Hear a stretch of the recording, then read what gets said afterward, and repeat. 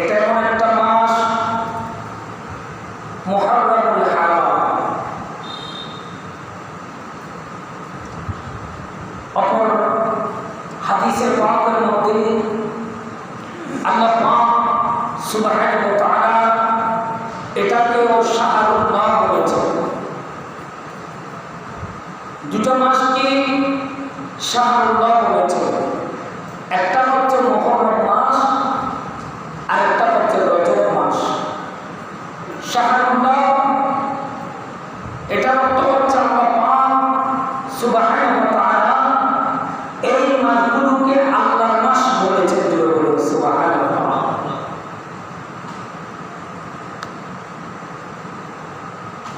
দ্বিতীয় নম্বর হলো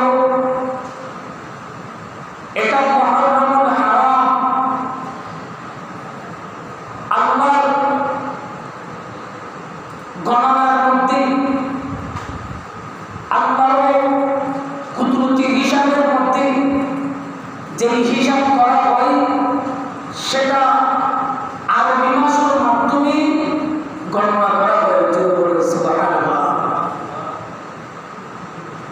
কিন্তু আজ দুঃখের বিষয় হচ্ছে আরবের যে মাস সেটা আমাদের ছেলে মেয়েরা 12টা মাসের নাম অনেকেই জানে না, এগুলো মনে রাখে না।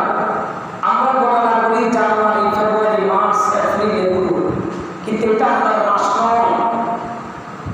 আল্লাহ পাক সুবহানাহু ওয়া তাআলা সূরা তাওবা 36 নম্বর আয়াতে কারিমার মধ্যে এভাবে ঘোষণা দিচ্ছেন, বিসমিল্লাহির রাহমানির রাহিম, ইন্না ইদ্দাতাশ শুহুর ইনদাল্লাহি 12 শাহরান ফি কিতাবিল্লাহ ইয়াওমা খালাকাস সামাওয়াতি ওয়াল আরদ।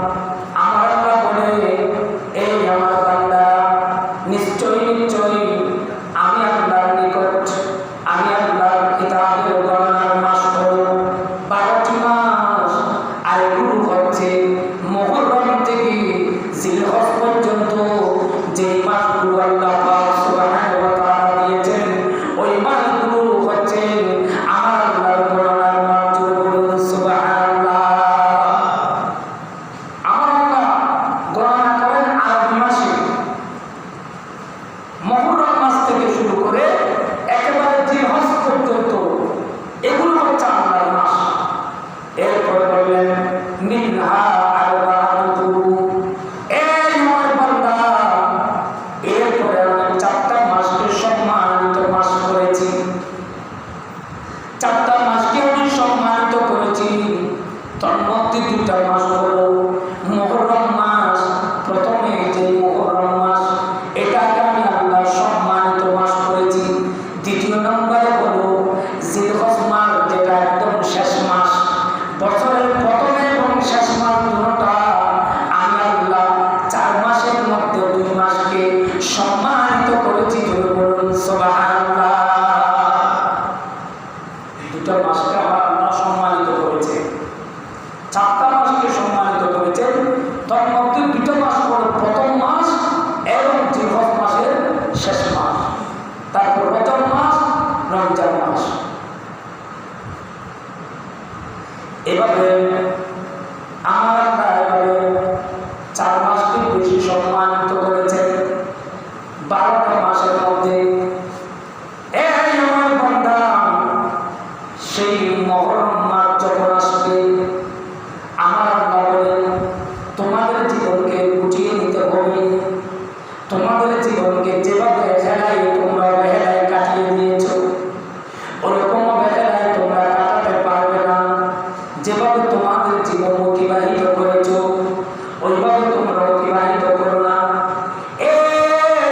আমার বান্দা, সমস্ত খারাপ কাজ থেকে বিরত থাকার নাম হলো এক কথায় মুহররম মাস। জোরে বলুন সুবহানাল্লাহ। প্রত্যেকটা অবৈধ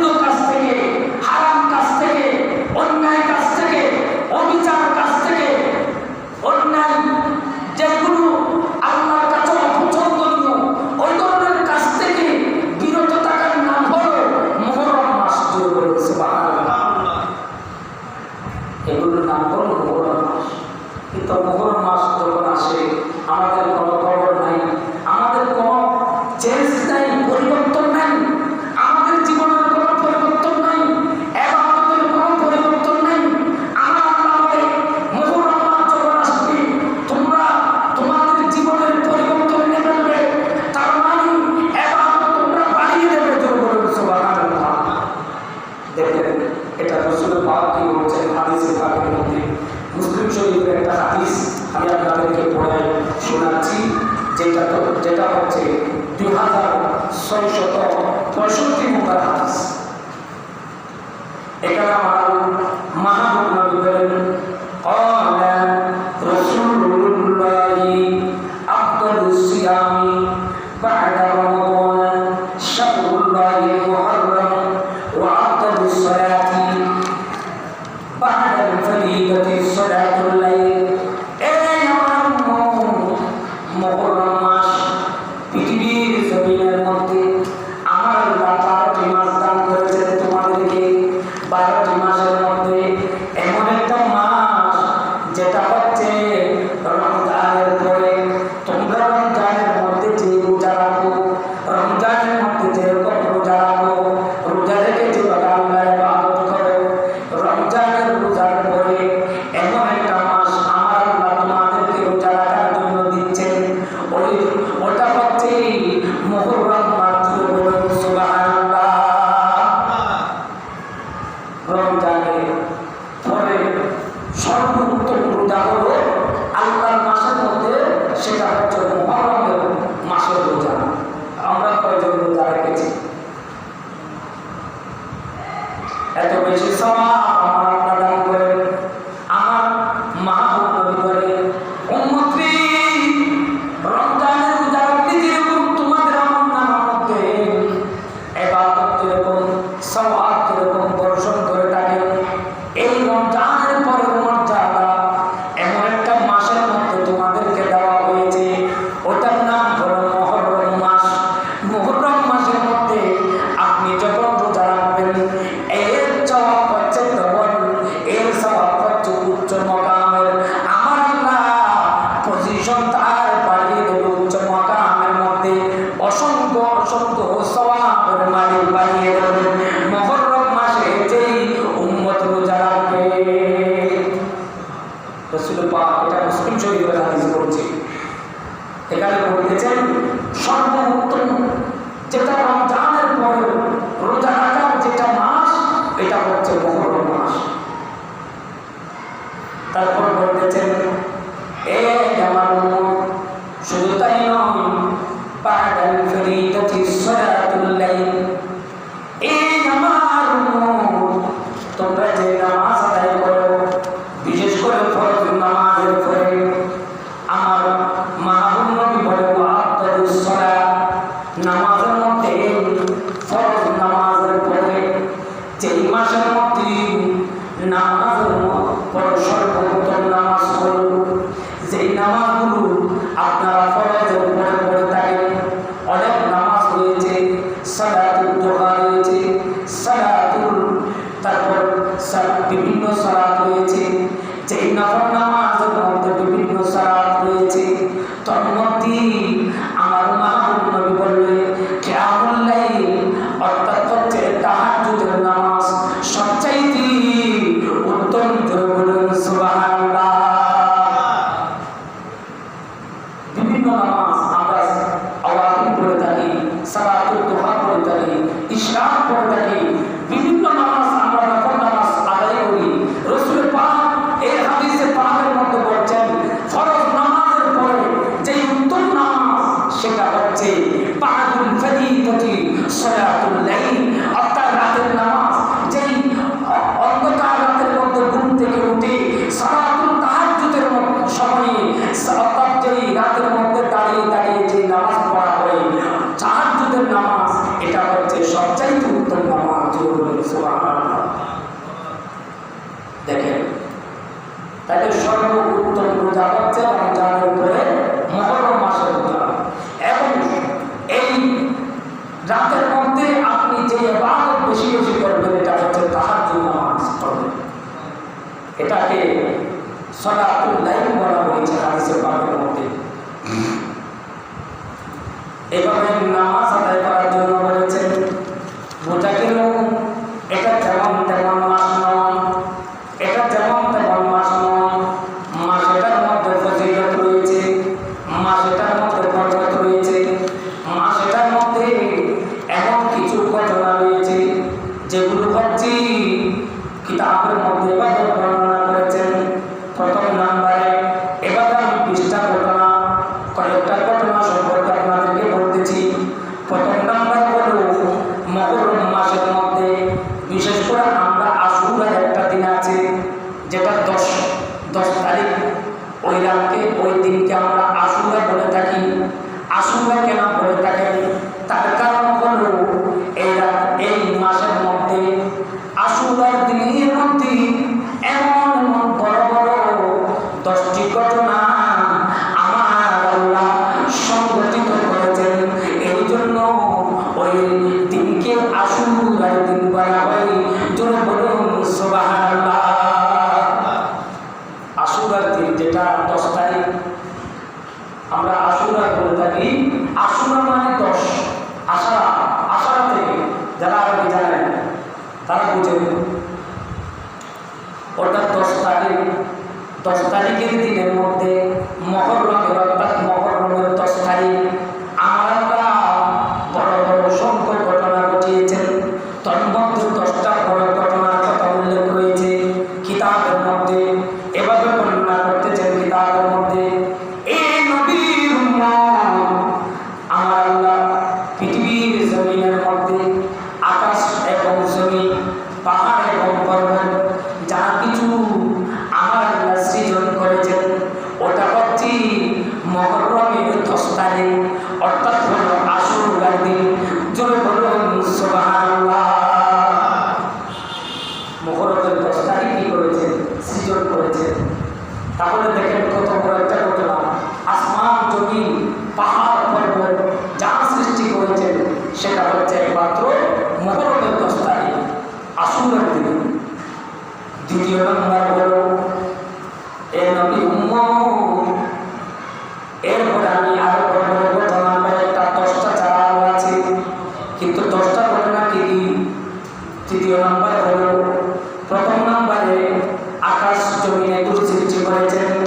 দ্বিতীয় নম্বরে যেটা রাসূল পাক সাল্লাল্লাহু আলাইহি ওয়াসাল্লাম কিতাবের মধ্যে বর্ণনা করেছেন, এ আমার উম্মত শুনো শুনো। দ্বিতীয় নম্বর হলো হযরত আদম সফিউল্লাহকে জান্নাত থেকে দুনিয়ার মধ্যে যে প্রেরণ করেছেন, দুনিয়ার মধ্যে যে পাঠিয়েছেন, এটা ছিল আশুরার 10 তারিখ এবং আরাফাতের ময়দানে যেদিন আমার আল্লাহ হযরত আদম সফিউল্লাহ ফরিয়াদ কবুল করেছিলেন, ওনার গুনাহকে ক্ষমা করে দিয়ে আল্লাহ পাক সুবহানাহু ওয়া তাআলা আমার আল্লাহ তার সাথে হাওয়া আলাইহিস সালামের যে সাক্ষাৎ দিয়েছিলেন, যেদিন আমার আল্লাহ তার ফরিয়াদ কবুল করেছিলেন, ওই দিনটা হলো আমার মাহবুব নবী বলে এটা হচ্ছে আশুরার 10 তারিখ। জোরে বলুন সুবহানাল্লাহ। এটা হচ্ছে আশুরা কি 10 তারিখ। এই মাসের 10 তারিখ। এরপরে তৃতীয় নম্বর হলো এই আমার উম্মত নূহ আলাইহিস সালামের যে প্লাবন, শেষে প্লাবন হওয়ার পরে যখন কিস্তির মধ্যে সবাই উঠে গিয়েছিল, ওঠার পরে প্রায় যতদিন পর্যন্ত প্রায় 40 দিন পর্যন্ত পানির মধ্যে ভাসমান অবস্থায় ছিল। ভাসমান অবস্থায় থাকার পরে যদি পাহাড়ের মধ্যে যখন অবতরণ করেছিলেন, অর্থাৎ সেখান থেকে কিস্তি থেকে যেদিন তারা উদ্ধার পেয়েছিল, মুক্তি পেয়েছিল, ওখান থেকে পানি থেকে যেদিন মুক্তি পেয়েছিল, ওটা ছিল মুহররমের 10 তারিখ আশুরার দিন। জোরে বলুন সুবহানাল্লাহ। দেখেন এটা হচ্ছে তৃতীয় নম্বর। আশুরা কেন বলে থাকে? চতুর্থ নম্বর হলো আমার মাহবুব নবী বলে উম্মতকে শুনো কিতাবের মধ্যে এভাবে বর্ণনা করছে, এভাবে বর্ণনা করা হয়েছে নমরুদ যখন অগ্নিকুণ্ডের মধ্যে ফেলে দিয়েছিল, যখন দাও দাও করে আগুন জ্বলেছিল, 1 মাস পর্যন্ত সেখানে আগুনের মধ্যে ছিলেন। হযরত ইব্রাহিম ও সফিউল্লাহ আমার আল্লাহ ডাক দিয়ে বলেন, কুল্লা ইয়া নারু কুনি বারদান ওয়া সালামান আলা ইব্রাহিম। এ আগুন শুনো শুনো, ইব্রাহিম হচ্ছে আমার খলিল, তাকে তুমি আগুন কখনো জ্বালাতে পারবে না। তুমি যদি তাকে জ্বালাও, আমি তোমাকে পৃথিবীর জমিন থেকে নিস্তব্ধ করে দেব, বিচ্ছিন্ন করে দেব, তোমাকে আমি পৃথিবীর জমিনের মধ্যে রাখবো না। এই আগুন শুনো শুনো, আমার খলিলের জন্য তুমি শীতল হয়ে যাও, আমার খলিলের জন্য তুমি শীতল হয়ে যাও। ওই আগুন থেকে যেদিন মুক্তি পেয়েছেন হযরত ইব্রাহিম ও খলিলুল্লাহ, দেখা যাচ্ছে ফুল বাগান থেকে বের হচ্ছেন। 1 মাস পরে ওই দিনটা ছিল আশুরার 10 তারিখ। জোরে বলুন সুবহানাল্লাহ। ওটা ছিল কি মুহররমের 10 তারিখ। ৫ম নাম্বার হলো হযরতে আইয়ুব আলাইহিস সালাতু ওয়াস সালাম। আপনারা জানেন দুরারোগ্য ব্যাধিতে আক্রান্ত হয়ে গিয়েছিল, শুধুমাত্র জিহ্বাটা ছাড়া আর সব জায়গার মধ্যে পোকা ধরে গিয়েছিল। পোকা ধরার পরে তারপরে তিনি আল্লাহ আল্লাহ জিকির করতেছেন। আল্লাহ আল্লাহ জিকির করতে করতে, আল্লাহর ইবাদত করতে করতে আমার আল্লাহ কে তখনও ভুলে নাই।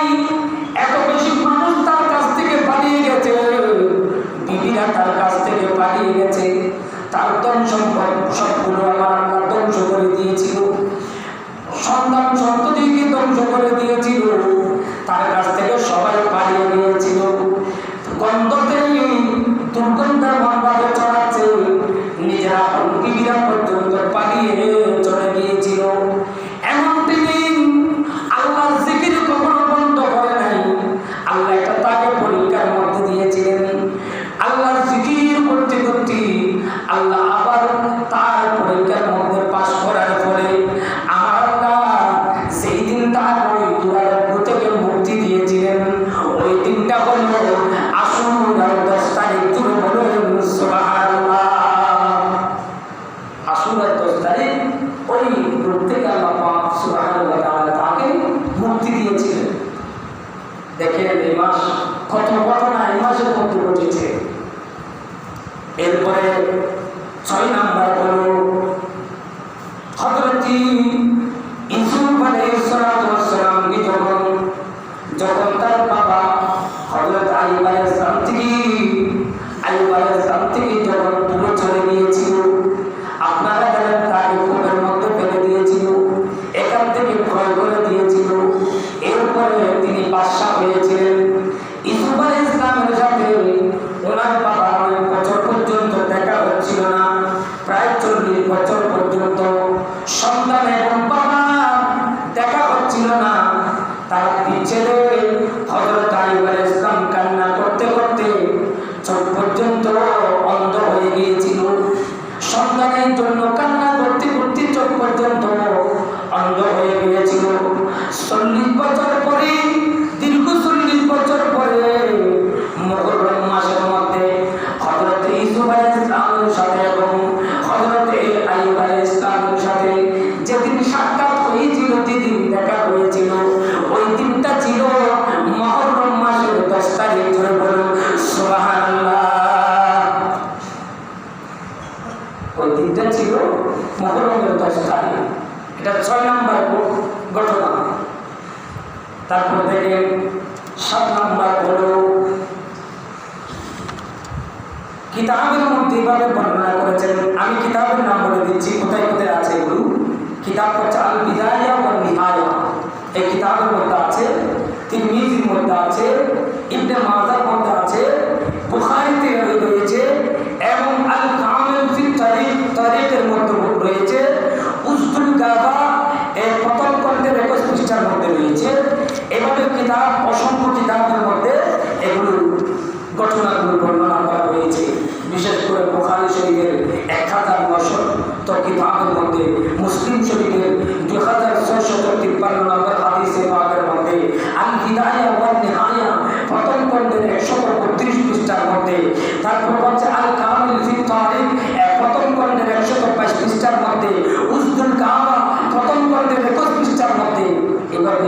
এই ঘটনাগুলো আমি যেগুলো বলতেছি এগুলো সেখানে বর্ণনা হয়েছে। তো সেখানে বর্ণনা করতেছেন রাসূল পাক সাল্লাল্লাহু আলাইহি ওয়াসাল্লাম হাদিসে পাকের মধ্যে বর্ণনা করতেছেন, এ আমার উম্মত, 70 নম্বর যেটা ঘটনা, হযরত ইউনূস আলাইহিস সালামকে 40 দিন পর্যন্ত দশটা নদীর মধ্যে মাছের পেটের ভিতর ছিল।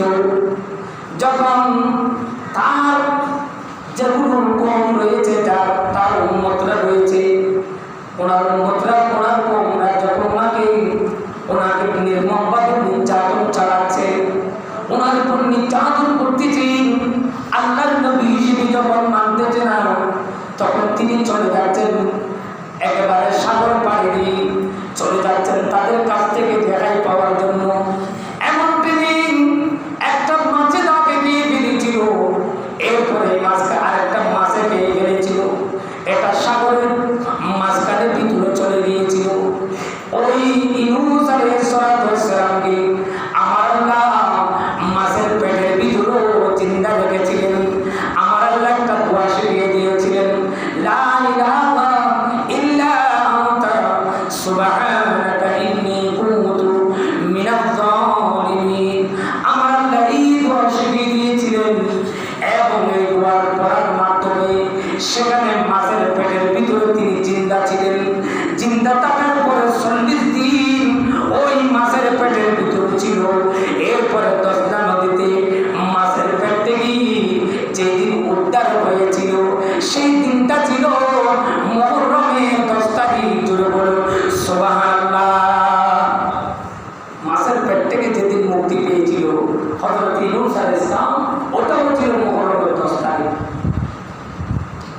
8 নাম্বার হলো আপনারা জানেন হযরত মূসা কালিমুল্লাহ, ওনাকে এত বেশি নির্যাতন করত ফেরাউন। তাকে মেরে ফেলার জন্য বিভিন্নভাবে ষড়যন্ত্র করেছিল। ষড়যন্ত্র করার পরে তিনি যখন সাগর পাড়ি দিয়ে চলে গেছেন, সাগর পাড়ি দিয়ে যখন চলে গেছেন, ওই সাগরের মাঝখান দিয়ে ফেরাউন যাচ্ছে, একটা রাস্তা হয়ে গিয়েছিল তার জন্য, হযরত মূসা কালিমুল্লাহর জন্য।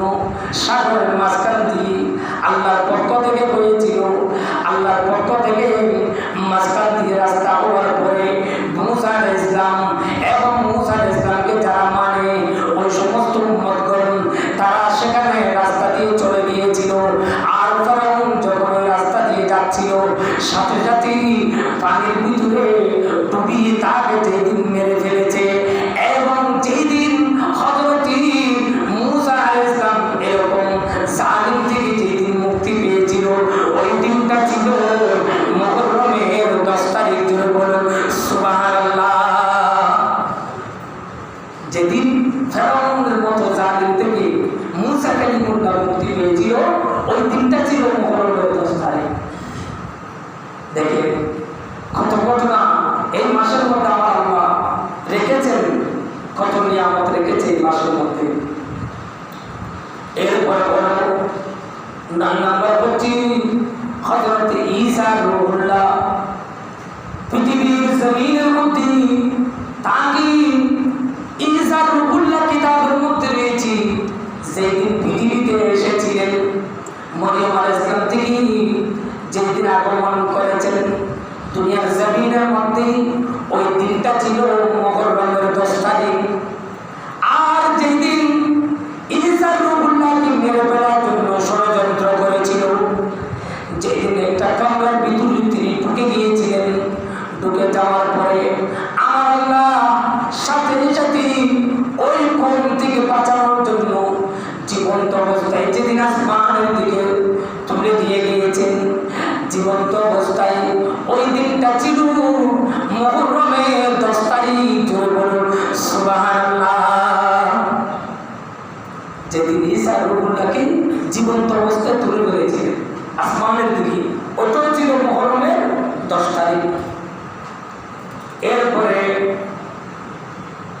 10 নম্বর হলো হযরত ইদ্রিস আলাইহিস সালাম। যেদিন হযরত ইদ্রিস আলাইহিস সালামকে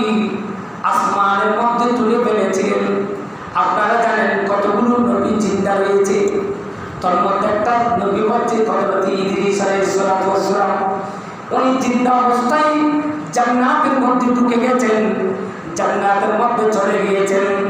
ওই হযরত ইদ্রিস আলাইহিস সালামকে যেদিন আসমানের দিকে নিয়ে গিয়েছিল, অর্থাৎ জান্নাতের দেখানোর জন্য যেদিন নিয়ে গিয়েছিলেন, ওই দিনটা ছিল মুহররমের 10 তারিখ। জোরে বলুন সুবহানাল্লাহ। এরকম 10টা ঘটনা, আরো অসংখ্য ঘটনা সেখানে মধ্যে রয়েছে, সেগুলো আমি কিছু কিছু আপনাদেরকে বলতেছি। দেখেন, কিতাবের মধ্যে এভাবে রয়েছে, আমি যে কিতাবের নাম বলছি ওই কিতাবগুলোতে এভাবে আরো অসংখ্য ঘটনা রয়েছে। মুহররমের মাসের মধ্যে আশুরার দিনে যেগুলো ঘটেছে এভাবে বর্ণনা করতেছি। হযরত দাউদ আলাইহিস সালাম বিশেষভাবে সম্মানে যেটা ঘোষিত হয়েছিল, দাউদ আলাইহিস সালামকে যেভাবে সম্মান দিয়েছিল, ওই দিনটা ছিল মুহররমের 10 তারিখ। এবং খাইবার যুদ্ধের যেদিন বিজয় হয়েছিল, ওই দিনটা ছিল হচ্ছে মুহররমের 10 তারিখ। এই নবীর উম্মত শুনো, মাদায়েন এবং কাদেসিয়ার যুদ্ধের যেদিন বিজয় হয়েছিল, ওটা ছিল মুহররমের 10 তারিখ। হযরত আদম আলাইহিস সালাম জান্নাতে যেদিন তাকে প্রবেশ করানো হয়েছিল, ওইটা ছিল মুহররমের 10 তারিখ। এই নবীর উম্মত শুনো, আমাদের প্রিয় নবী মক্কা শরীফ থেকে যেদিন মদিনায় পাকের মধ্যে হিজরত করেছিল, ওই দিনটা ছিল মুহররমের 10 তারিখ। এই নবীর উম্মত শুনো, তার মধ্যে কিতাবের মধ্যে লাস্টে একটা ঘটনা বর্ণনা করেছেন। আমাদের প্রিয় নবীর হযরত আওলাদ যেগুলো, বিশেষ করে হযরত ইমাম হুসাইন রাদিয়াল্লাহু তাআলা, যাকে আমার নবী বলেছেন হুসাইনুম মিন্নি ওয়া আনা মিন হুসাইন, আমি হুসাইন থেকে, হুসাইন আমার থেকে। আমার একটা শরীরের অংশ হচ্ছে আমার হুসাইন, আমার একটা শরীরের অংশ হচ্ছে আমার হুসাইন। এই হুসাইন কি 61 হিজরিতে কারবালার জমিনের মধ্যে মুহররমের 10 তারিখ 70 জন আওলাদ রাসূল কারবালার জমিনের মধ্যে নির্মমভাবে এজিদ বাহিনীরা শাহাদাত বরণ করেছিলেন। ওই দিনটা ছিল মুহররমের 10 তারিখ। সুতরাং তো উম্মতে মুহাম্মদের মধ্যে যেই অন্তরের মধ্যে যে ঘটনা বেশি গেঁথে গিয়েছিল, সেটা হচ্ছে যেটা মুহররমের 10 তারিখে 61 হিজরিতে আল্লাহ